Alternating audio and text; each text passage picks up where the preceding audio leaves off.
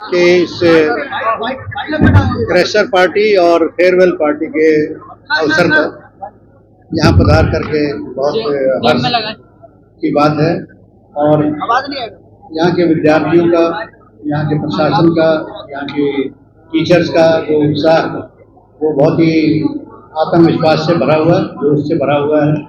और मुझे खुशी है कि नर्सिंग जैसे प्रोफेशन में, जिसमें कि सेवा सबसे प्रमुख ध्येय रहता है, इतने बच्चे उत्साह के साथ यहाँ पर अपनी आगे की शिक्षण प्रशिक्षण लेने के लिए पधारे हैं और लगातार इस सिस्टम से जुड़ रहे हैं।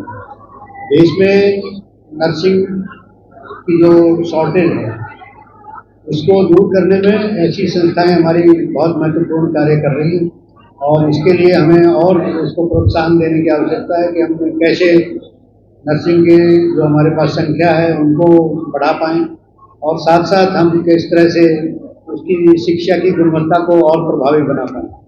इसमें हमारे पास पोटेंशियल है, हमारे पास जो यूथ रिसोर्स है, ह्यूमन रिसोर्स है, उसको अच्छा प्रशिक्षित करके हम पूरे अपने देश के लोगों की ही नहीं विदेश में भी सेवा कर सकते हैं। हम देखते थे कि जैसे कृषि में है कि आज पहले हमारे यहाँ अनाज की शॉर्टेज थी, उसके बाद ये हुआ कि हम अपना पेट तो भर ही सकते हैं, हम दूसरों का पेट भी भर सकते हैं। तो यही बात नर्सिंग में लागू होती है कि हमारे पास इतना इस समय युवा मानव बल है, हमारे बच्चे इतना अच्छा कर रहे हैं कि वो देश में ही नहीं पूरे विश्व की स्वास्थ्य का सेवाओं का जिम्मा ले सकते हैं और उनको पूरी मानवता की सेवा कर सकते हैं। तो मैं इन्हीं शब्दों के साथ सभी को बहुत बहुत बधाई देता हूँ और जो बच्चे अभी आए हैं उनके करियर के लिए, उनकी हम शिक्षा के लिए अपनी शुभकामनाएं देता हूँ।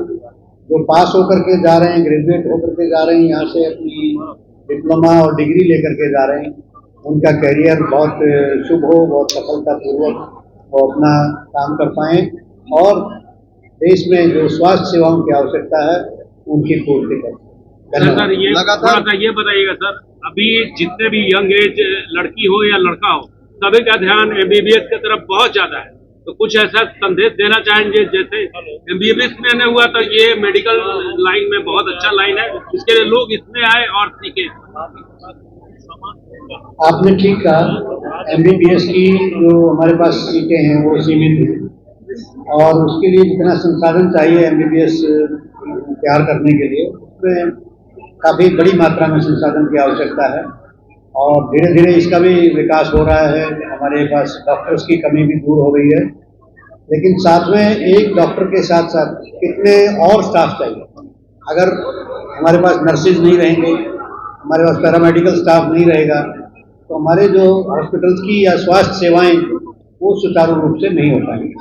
तो ये बहुत ही अहम सेवा है और इसमें जो करियर की संभावनाएं हैं वो भी अपार हैं। अगर आप इसमें और प्रयास करें और आगे अपने करियर को निखारने में पूरा यत्न करें तो मैं समझता हूं कि आप एमबीबीएस से पीछे नहीं रहेंगे और आप इससे जुड़े। आपको अगर सेवा भाव आपके मन में है तो आपके लिए मैं समझता हूं कि इससे अच्छा कोई और करियर नहीं।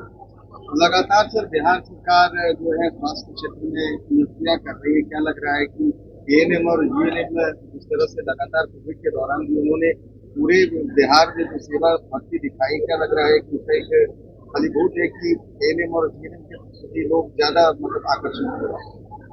देखिए, कोविड ने बहुत सारे लेसन हम सबको दिए हैं।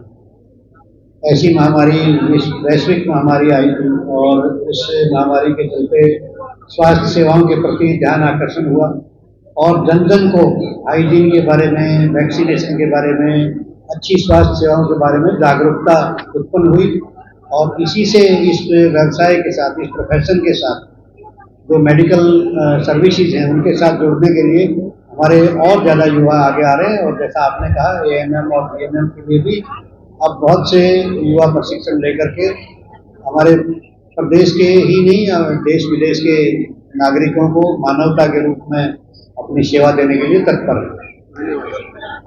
भावनाओं के साथ साथ उतनी संसाधन है जो बच्चे बिहार में रह के इस तरह की पढ़ाई कर पाए या फिर सेवा दे पाए, नियुक्ति भी होनी बहुत जरूरी है। जी, जैसा आप जानते हैं कि कोई भी नर्सिंग और पैरामेडिकल कॉलेज होता है तो जो इंफ्रास्ट्रक्चर की जो आवश्यकता है राज्य सरकार के स्तर पे भी इसकी विस्तार पूर्वक जांच के बाद ही अनुमति दी जाती है। विश्वविद्यालय भी समय समय पर होता है।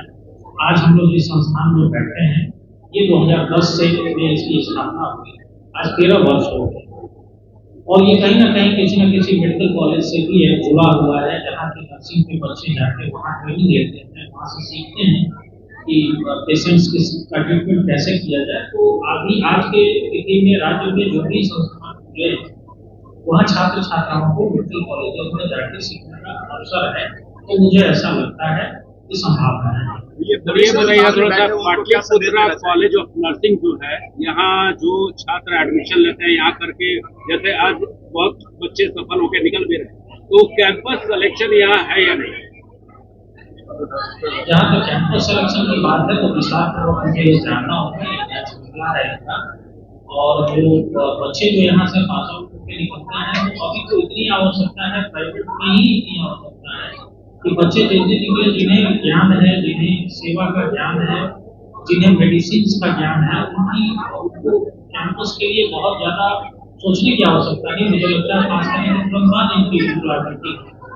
चलिए सर, संस्थान के जो बच्चे घर के पास किए हैं वो बिहार के सभी प्रतिष्ठित हॉस्पिटल, गवर्नमेंट हॉस्पिटल, सभी संस्थान में हमारे बच्चे काम करते हैं। हमारा जो संस्थान है पाटलिपुत्रा कॉलेज ऑफ नर्सिंग, वो लगभग 13 वर्षों में हमारे उसकी स्थापना की और बिहार के बाहर जितने भी लगभग एम्स है सभी सरकारी संस्थान में हमारे संस्थान के बच्चे सरकारी नौकरी, प्राइवेट नौकरी में।